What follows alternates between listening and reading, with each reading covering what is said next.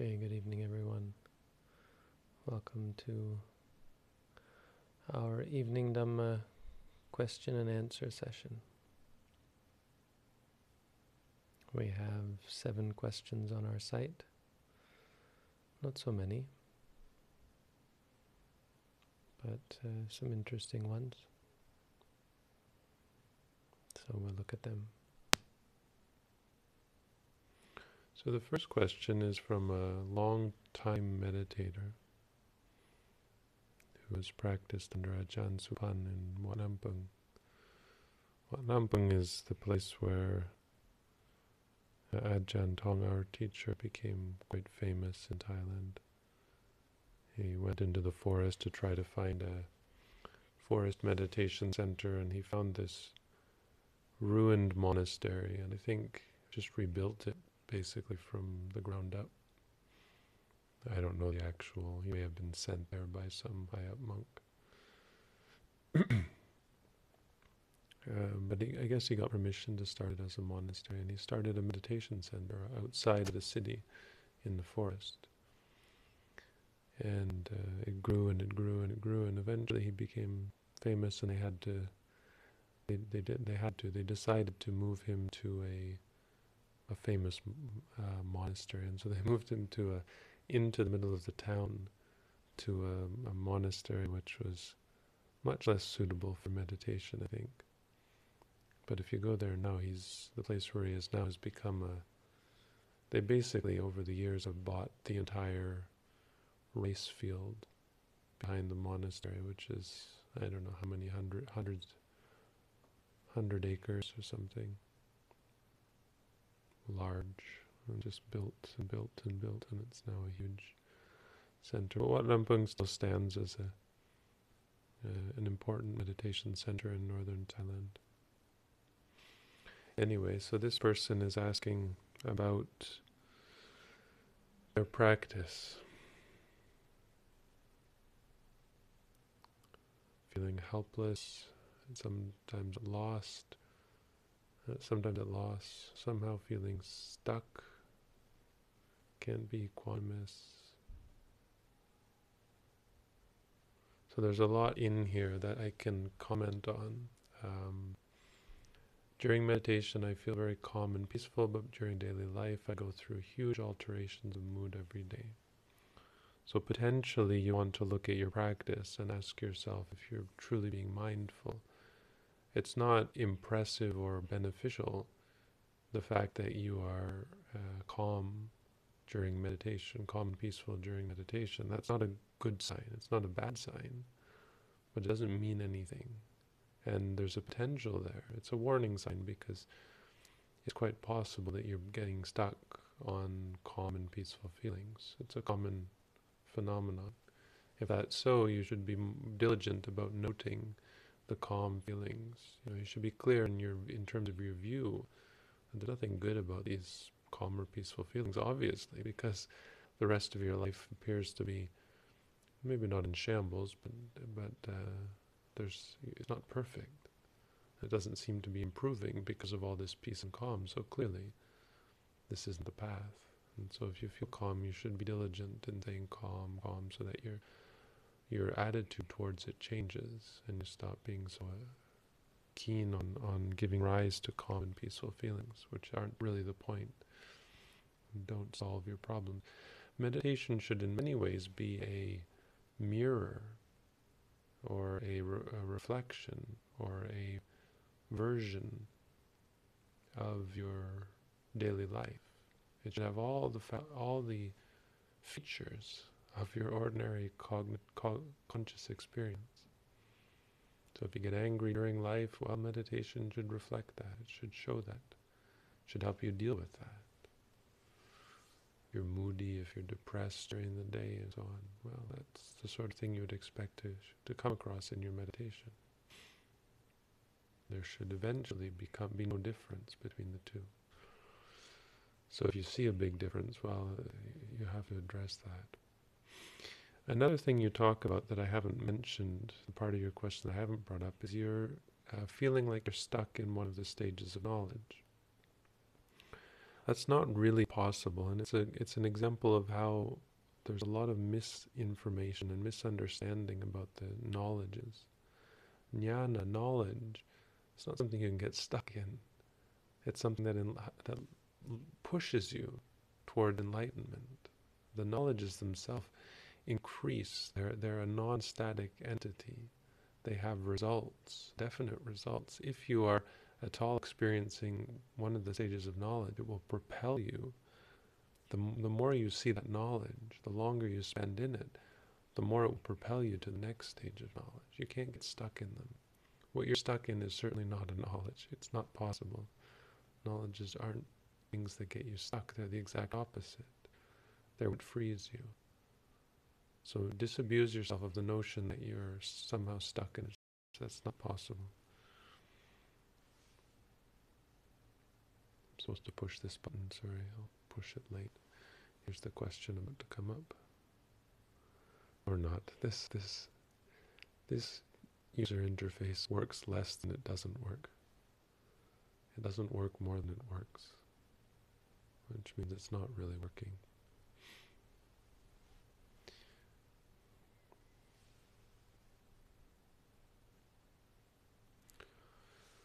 And then you say, since I see the futility of striving for mundane satisfaction, I feel helpless at times and at loss. Those two are not related. Seeing the futility of striving for mundane satisfaction does not necessitate feeling helpless or at a loss. It doesn't necessitate any of the things you talk about. The futility of striving comes about because you see that striving is causing you suffering. That's it. You give it up because it's causing you suffering. You don't give it up and then feel like, oh, I've lost something valuable. I don't have anything good. You say, oh, good for me. I've freed myself from that thing that was causing me suffering. That's all. Anything else that's causing you suffering is the same. You should be mindful and observe it until you see that it's causing you suffering. And the see is not intellectual. You have to be able to distinguish that. I mean, see clearly through observation, through the practice, to the point that it just stops being an issue, because you stop clinging, you stop reacting. So that's some advice. I don't know how, whether that's answered your question entirely, but hopefully sort of adjusted some of the things that you're thinking. I think it's important.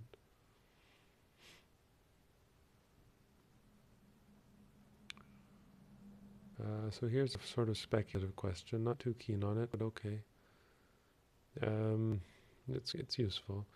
So the basic question is, and no, I don't agree with what people are saying, it's impossible to realize Nibbana for most people. Maybe that's true. I mean, it's always been impossible for most people, just because they don't ever practice. But for someone who practices, is it impossible or even difficult? It depends on the individual. And so you ask whether it's because we're more delusional. I guess you could argue that compared to the simple times of the Buddha, we might be more caught up in worldly things. So most of us, some of us. I don't know, is the percentage higher now than it was in the Buddha's time? I don't know. Or was it just the Buddha's skills? That's another thing. Yes, the Buddha and his followers were present to guide and instruct. That certainly helped people to become enlightened. This is on, right? You're hearing me? It's not very loud. I hope you can hear. Let's see what the comments. My voice sounds different. Does that mean I'm doing the slow?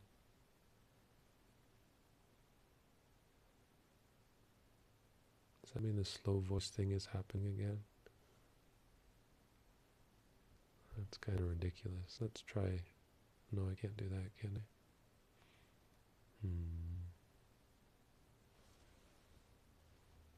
Oh well. Live with it. Nothing's perfect.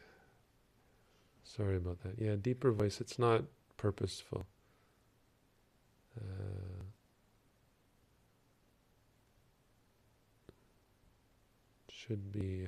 It shouldn't be any different. I'm not trying to make my voice sound strange.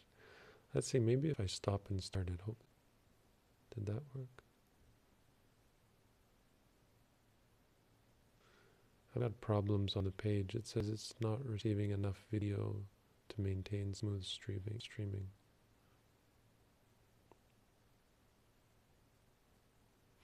Yeah, sorry about the sound. You just have to bear with it. I know that it's not on purpose. We're not trying to do some funny effects or anything. All right.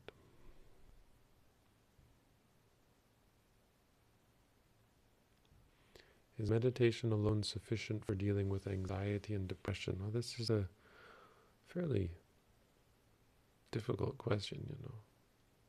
It's not as simple as it appears. It's a very simple worded question, but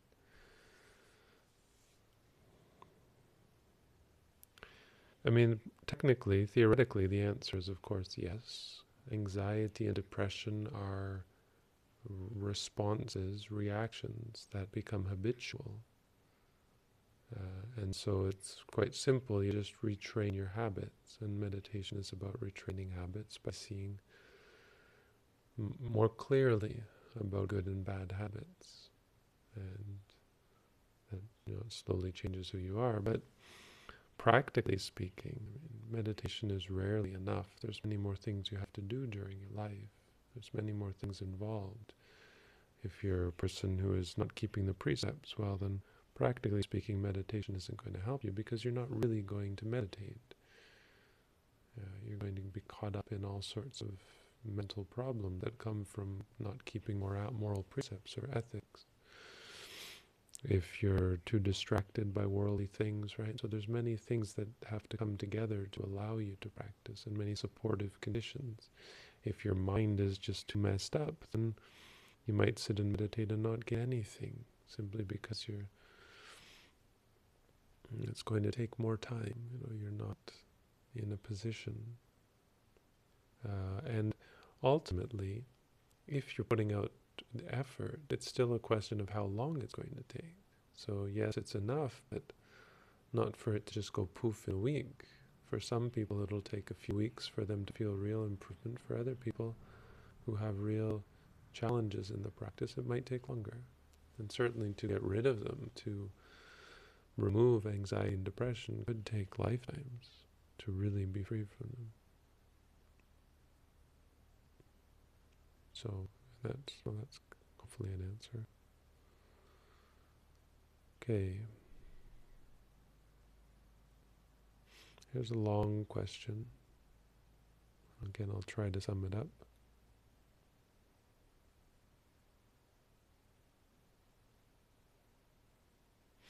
So this is a common one, the fear that meditation has taken away some of the beauty, your sense of purpose in pursuing things because it is beautiful.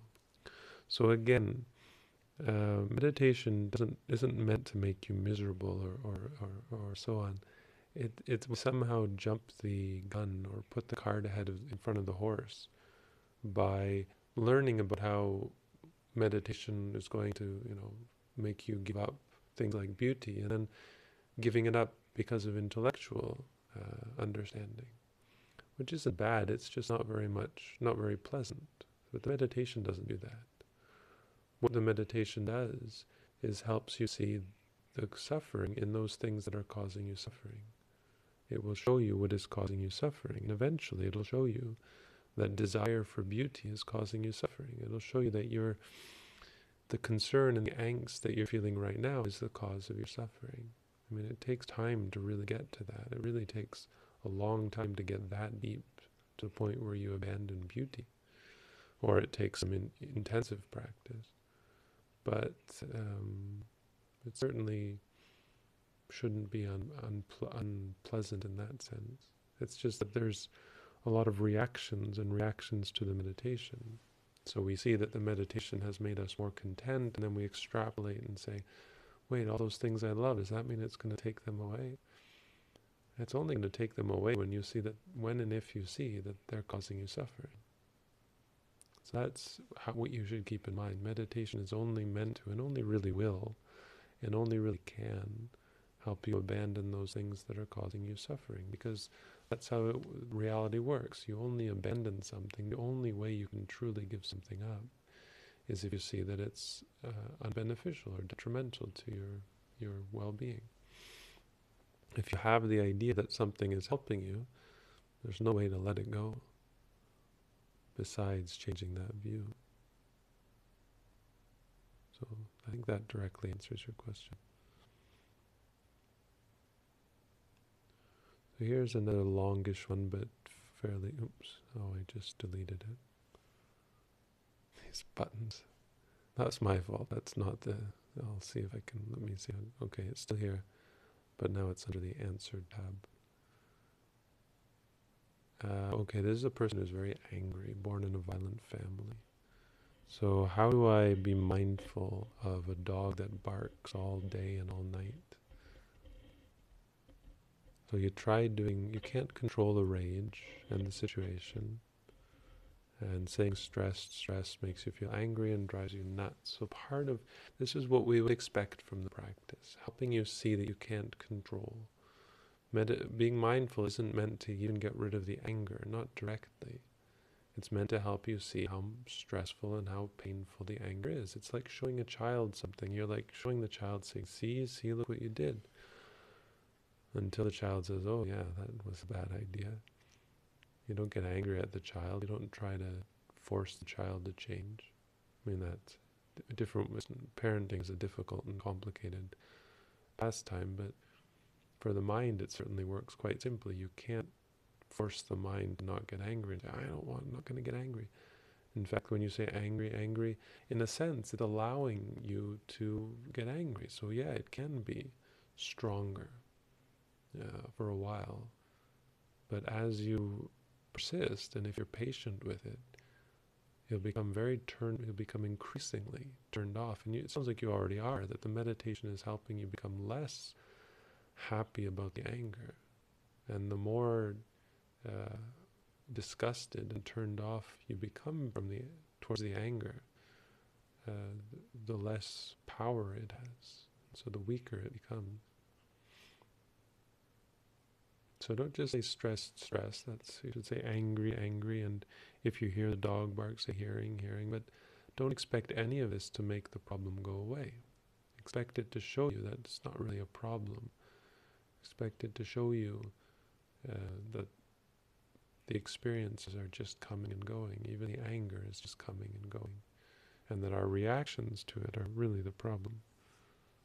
Every time you react and then react to your reactions, you're perpetuating and reinforcing this bad habit. So meditation will help you deal with that. It's something you have to be patient with and take time, but it really does work. It just doesn't work in the way you think it works. It's supposed to work. It's not just going to make things get better. It's going to help you see how bad things are so that you let go of them. So when you let go of them, then things in general aren't bad. There's no bad. You're at peace. Here's a technical question. Someone wants to know where to go in the US or Canada. There's two places I think I can still recommend, and if they're still open. The first one is the Tathagata Meditation Center in San Jose or Half Moon Bay. No, San Jose. Yeah. Somewhere in California. The Tathagata has a Burmese center. And the other one is in Las Vegas. The Burmese Monastery of Las Vegas is also in this tradition. And I've heard good things about them, so please check those two out. I'm sorry we don't have much room here. We are still talking about the potential of opening a center and starting something, getting something bigger and more that can allow for more meditators. But it's hard, because we're not really ambitious as Buddhists. So it's hard to get, myself included, it's hard to feel like, oh yeah, let's go for it. I don't really care.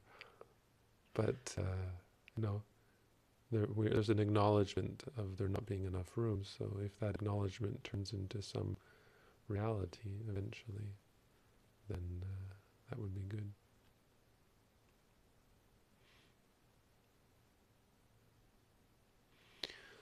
Financial insecurity. I have financial insecurity that I may get fired from my job and won't be able to pay rent or food. how to remove this anxiety is a hindrance ruining my practice. How to remove the hindrance of financial insecurity. Buddha did not teach how to remove financial insecurity. Yes, so this is a criticism of the Buddha that he didn't teach financial security. I mean, I think the first off, what you could argue is that there's no guarantee that if you got financial security, you'd be more interested in meditation. It could very well be that once you're financially secure, you're even less interested in meditation than you are now. Right? Sometimes anxiety or uncertainty of life really propels you in the meditation practice. So that's a big reason why the Buddha didn't teach it, is because it doesn't necessarily make people more inclined towards spirituality. Not that we want everyone to be miserable before they come and meditate, but we want people to see the larger picture. And it's sometimes hard to see that if you're caught up in things like financial stability. What is financial stability? Having a job. If you have a career and then it becomes a bigger and bigger part of your life, then you're less concerned about things like death and the universe, the cosmos and our place in it, in a real sense, our stream of consciousness in the present moment. What's it leading us to? We're too caught up in the world out there and concepts and so on. So being insecure shakes you up and makes you realize. There's a story about it's a sort of I don't know, believe it or not, one of the Buddha's disciples went to visit Sakka, who is the king of a group of angels.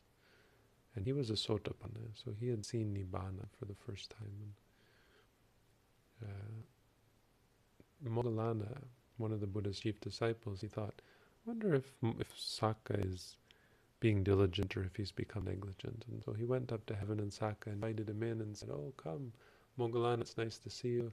Show you around I have this big palace, and because of the Buddha and how great he is, and how much goodness I gained from following his teachings, I have this great palace, come and see. Moggallana looked at him and said, he's become negligent.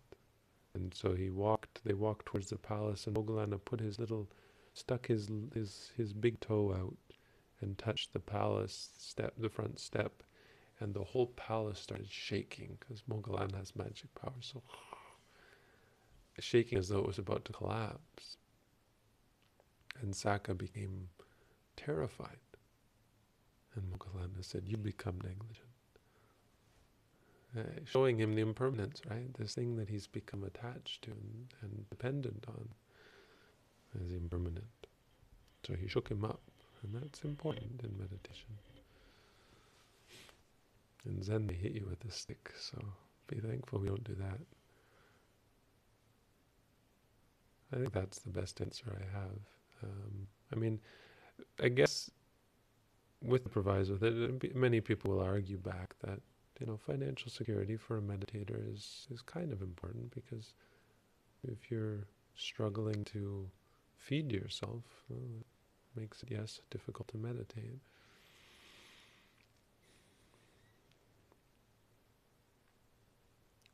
And so, but it's not really a part of the practice, or it's not something that really involves the meditation practice. It's something you have to work out for yourself. There are ways that it indirectly touches on the Dhamma, like we talk about things like goodness and charity. This woman once came to see my teacher. This is the story. This is as I've heard it. And many, many years ago, she came to see my teacher and asked him how she could become rich, how she could become financially stable. And he said something like, give away 1/5 of everything you have, or something like that. 1/4, 1/4 even, I don't know. It was something, give away a part of, always give away, always give, basically. Whenever you get, give. And she was kind of hard up, I think. And she got very upset by what he said, but she went away and thought about it and decided that she would have confidence in his teachings and put it into practice. She eventually became the richest person in northern Thailand. She became famous, and famous for her generosity, her charity. She would give. I was there.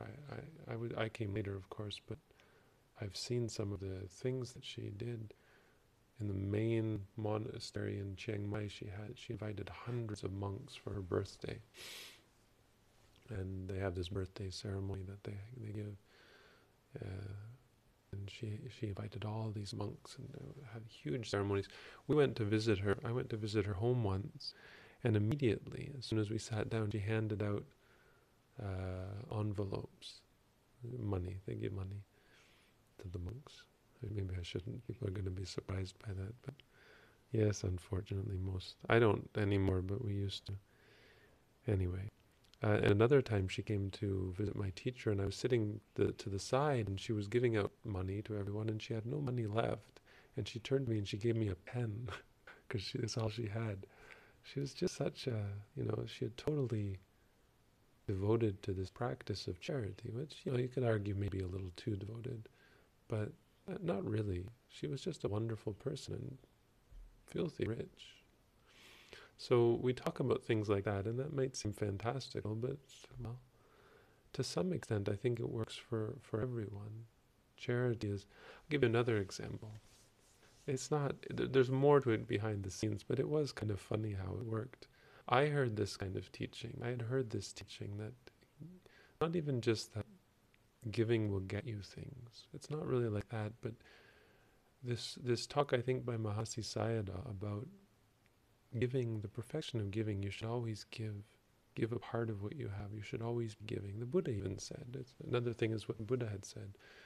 If people knew the benefit of giving, they would not eat a meal without giving to someone else if there was someone worthy of giving it to. So not just, he said it like that, it was more like giving to someone like, anyway, giving, let's just put it that way, giving. So, when I was in Jamtong, I would go on alms round every day in the village, and it was very hard to get food. Some days I would get only sweets, so I'd have to choose. I think I've talked about this. So I have to choose which sweet is more healthy, potentially, and that's what I would eat for the day. One day I got something so disgusting, I don't to this day know what it was, but it tasted like some kind of lizard, but it was just the most revolting thing. I couldn't eat it. One day I couldn't eat. It was just too awful. Maybe it was spoiled, I don't know. But then I started picking whatever was the best out of what I got. So I would get a little bit, and usually it was okay. Sometimes I'd get like 5 fried eggs, and so I'd eat 5 fried eggs for the day. But I would take whatever was best about what I got, put it aside, and give it to my teacher, because every morning I started going up to sit with him. And this continued. He wouldn't know. Mostly I just slip it in with other people. So someone would be giving and I just slip it in with what they were giving. Because so many people would come to give him things. He's very famous. And that's a real Thai thing. Giving is a real Thai practice. I don't mean by this to really promote this obsession with giving, but it is an interesting practice, and it's quite joyful if you get into it. And I did this every day and every day and every day. One day, my teacher looked at me. I was giving my good portion to him, and he looked at me, and I had this tray, about this big, filled with the most precious things, like the most expensive food you could think, like fruits and everything, like really high quality things. And this was the best of what I had for that day. And he looked and he said, "That's alms round." I said, "I don't think about it." As it got to that point where I was getting enough food and just the best quality food. It's just remarkable how it changed.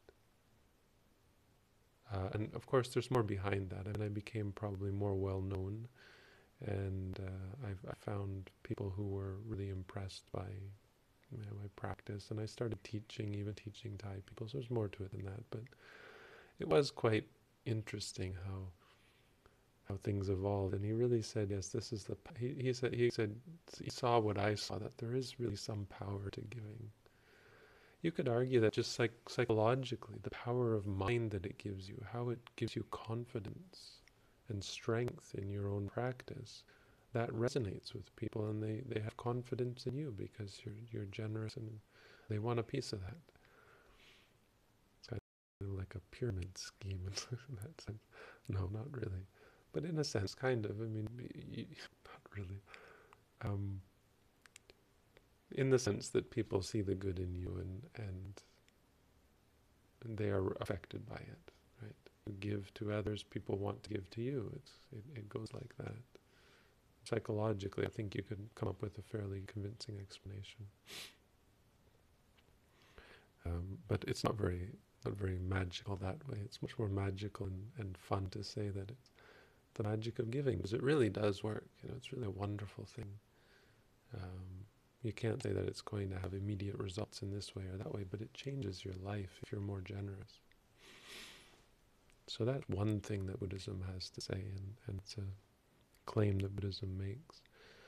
Another one is talking about just being a honest and good person. The Buddha did talk at times to lay people about being honest and hardworking, diligent in your work, planning well, living within your means. There are 4 things that the Buddha taught.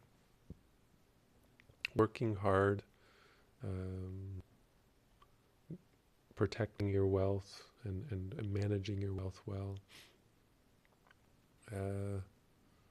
having good friends and good companions, because that's a good way to build up a community and a company, and living within your means.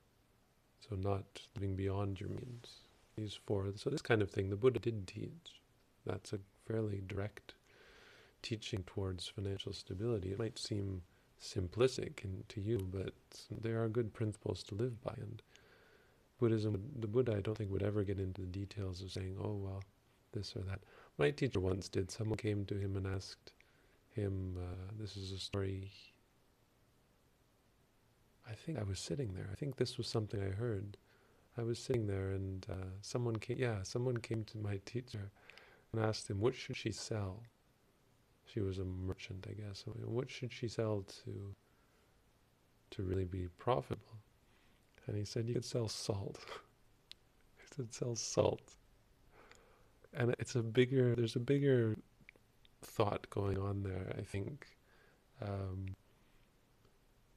Because I remember him talking about it, but it basically the idea is to be simple and to not get caught up in being a merchant or something. Sell something that's truly useful to people. Why salt? Because salt is something that people need, and it's actually quite monastic. Monks were kind of this concept of salt, being able to keep it for medicine, not being able to keep it to salt your food. So the texts talk about these recluses who would live up on the mountain, and not Buddhists, but they would just live off fruit. And I guess there would be no salt, and that can be dangerous for your health. So they would have to come down from the mountains to get salt in the city. So there's a reason for choosing salt, but the basic point is living simply. Anyway, I think that's enough for that. It's not directly meditative question. Oh, and people are posting more. That's not fair. I take too long to answer one and I've got more. It's like a hydra.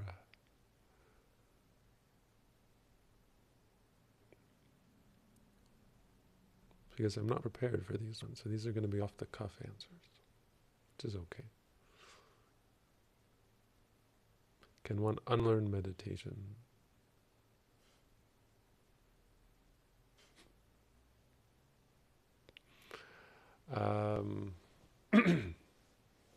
Right, so some of it's going to be like riding a bike, learning to ride a bike. You won't unlearn it. It's going to change you.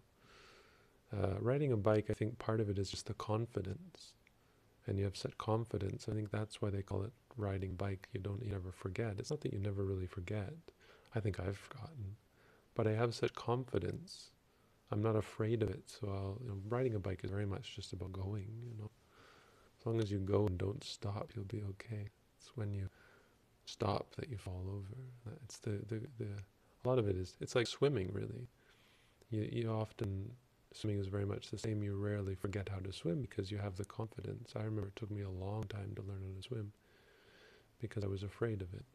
So meditation is similar in that way. It changes something about you and it gives you a new perspective on things that really is hard to unlearn. But it is certainly possible, unless you've seen Nibbana, it is possible to eventually go another way and build up bad habits again. That's why there's such an emphasis placed on actual realization of Nibbana, because it changes you fundamentally. It's like a crack in samsara. There's no going back. Again, I'm supposed to push this button and then that button. Okay, 2 more questions. 4 jhanas. Yeah, I'm not going to really talk about that. Sorry. Something bothered me. Enjoyed your videos, but something has bothered me. All this talk about magical powers just seems so far-fetched. Such a convenient answer. Westerners are too materialistic, and using magic powers isn't the right path. Yeah, I mean, it's like it's Australia. We could talk about Australia, but it doesn't really matter. Australia isn't really important. So I think it's not just a cop-out. It's a good answer. I don't know that Australia exists. Maybe that's not so fair. The problem is that it's such a surprise and people are interested in these powers. And that's why it becomes a problem, not because it's at all interesting. The powers aren't really all that interesting. So I just try to suspend disbelief and not worry about it because it's not essential. If there was a video of a monk flying around, the world would probably be shocked. And I couldn't think of a better introduction of Buddhism to the Western world. Well, if you find such a video, let's propagate it. Funny thing though, I've met monks who have magic powers. Am I allowed to even say that? Maybe I'm not even allowed to say that. I mean, honestly, I've met monks who I have no reason to doubt have magical powers, not because I've experienced them, but because everyone says. Okay, that sounds silly to say, but it's not important. That's not why I'm telling this story. These monks have hundreds of thousands of followers. Well, maybe they have lots of followers. Hundreds of thousands of followers is probably accurate. I would say barely any of them are at all interested in meditation.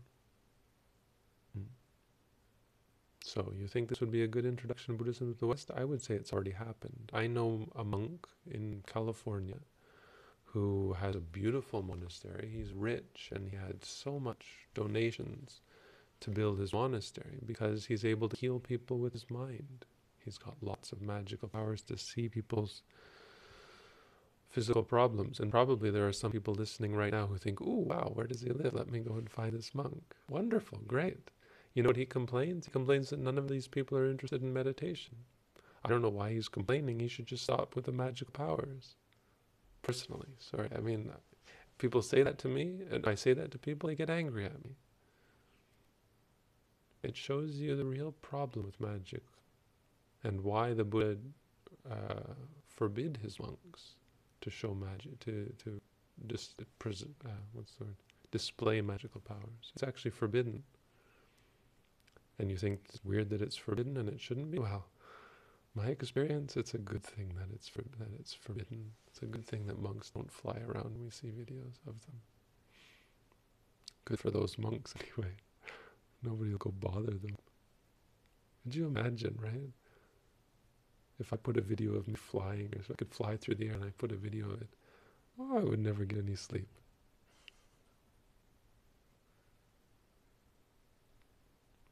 I think that's a good argument.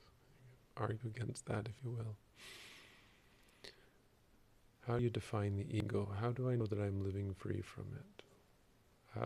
We don't usually talk in those terms. We don't use the word ego. We don't talk about living free from it. We talk about seeing things clearly as they are. And when you see things clearly as they are, you see that things are not me, not mine, not under my control. And that's important, so that you don't take things as me or mine. Ahankara, mamankara. You don't do that anymore. But I'd recommend, if you want, read my booklet, and that might help you figure out what Buddhism says about that. So there you go. There's all the questions. Hopefully the audio wasn't too bad or too slow. Thank you all for tuning in. It's great to have such a good audience. I appreciate your interest. Wish you all the best. Have a good night.